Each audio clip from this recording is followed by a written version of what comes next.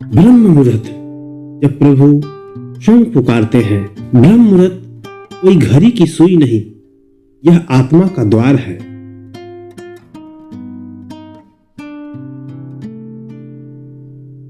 क्या आप जानते हैं, जो प्रभु को शोर में खोजता है वह थक जाता है, जो उन्हें ब्रह्म मुहूर्त के मौन में पुकारता है वह उन्हें पा लेता है। नमस्कार दोस्तों, आपका स्वागत है हमारे इस वीडियो में। आज हम सुनेंगे एक अद्भुत कथा। इस कथा से आप जानेंगे कैसे ब्रह्म मुहूर्त का समय आपका जीवन बदल सकती है। तो वीडियो अंत तक देखें और अपने हृदय में भक्ति भाव का अनुभव करें। बहुत प्राचीन समय की बात है। हिमालय की तराई में बसा था निष्कामपुर नाम का एक शांत नगर। नगर के बाहर एक पुराना शिवालय था, जहां सुबह शाम घंटियां की मधुर ध्वनि गूंजती रहती थी। उसी नगर में रहता था हरिदास, एक साधारण गृहस्थ और भीतर से अत्यंत व्याकुल आत्मा। हरिदास भगवान में विश्वास करता था, पर उसका मन सदा अशांत रहता। वह दिन में मंदिर जाता, दीप जलाता, प्रसाद चढ़ाता, पर भीतर कहीं एक खालीपन बना रहता। उसे लगता जैसे उसकी प्रार्थनाएं छत से टकराकर लौट आती हो। एक रात अत्यंत दुखी होकर वह मंदिर के प्रांगण में बैठ गया। आंखों से आंसू बहते हुए उसने कहा, हे प्रभु, लोग कहते हैं आप करुणामय हैं, तो फिर मेरे हृदय की पुकार आप तक क्यों नहीं पहुंचती? उस रात आकाश बादलों से घिरा था। मंदिर में दीपक की लौ कांप रही थी। थक कर हरिदास वहीं सो गया। रात्रि के अंतिम प्रहर में उसे स्वप्न आया। उसने देखा एक दिव्य प्रकाश श्वेत आभा से भरा हुआ। उस प्रकाश से गंभीर किंतु अत्यंत कोमल वाणी निकली, वत्स हरिदास, तू मुझे ढूंढता है, पर उस समय नहीं जब मैं सबसे निकट होता हूं। ब्रह्म मुहूर्त। जब सृष्टि मौन होती है तब मेरी वाणी सुनी जाती है। हरिदास की नींद खुल गई। हृदय तेजी से धड़क रहा था। आकाश में हल्की उजास फैलने लगी थी। न रात पूरी गई थी, न दिन आया था। पहली बार हरिदास ने ब्रह्म मुहूर्त में आंखें खोली। वातावरण में असीम शांति थी।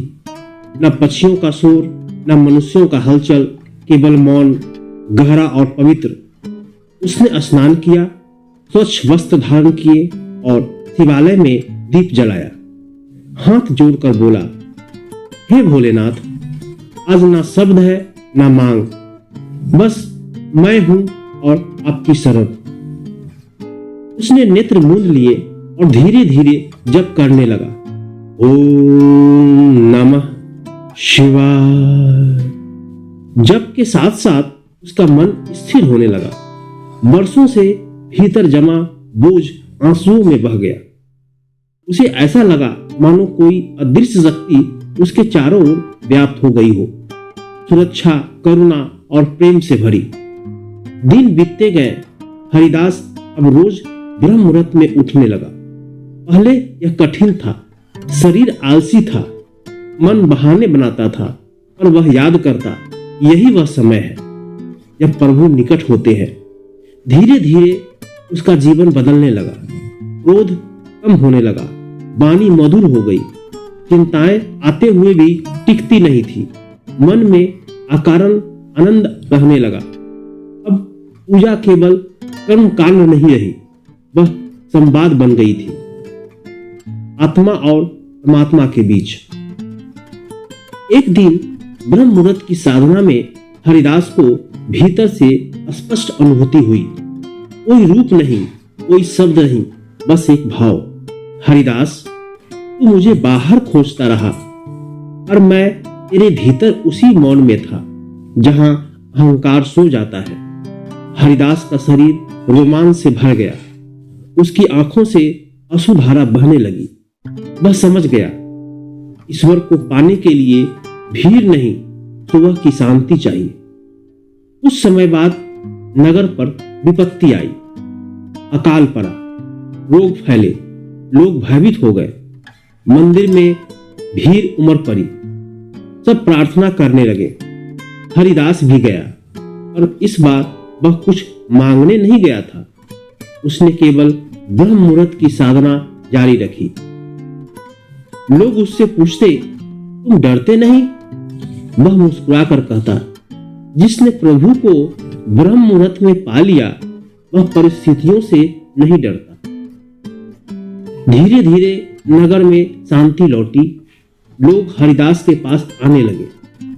हमें भी वह मार्ग बताओ हरिदास कहता, मैं कोई सिद्ध नहीं, मैंने बस सही समय चुन लिया।